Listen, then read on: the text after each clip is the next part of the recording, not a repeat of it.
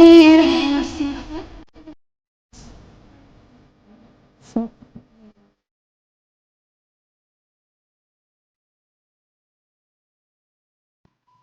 علیکم، آپ دیکھ رہے ہیں کے نیوز ایچ ڈی۔ میں ہوں حارث علی شاہ گیلانی۔ چلتے ہیں آج کی اہم خبروں کی طرف۔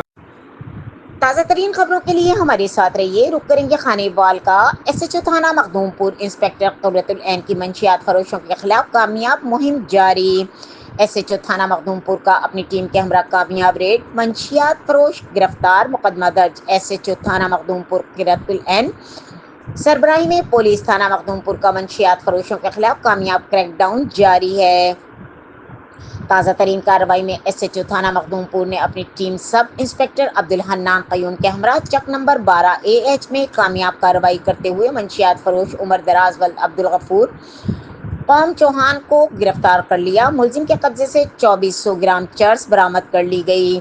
ملزم کے خلاف مقدمہ درج کر لیا۔ اس موقع پر ایس ایچ او قرۃ العین تھانہ مخدوم پور کا کہنا ہے کہ منشیات فروش معاشرے کا ناسور ہیں، اس کی مکمل خاتمے تک وہ چین سے نہیں بیٹھیں گی، وہ مخدوم پور کی منشیات سے پاک کر کے ہی دم لیں گی۔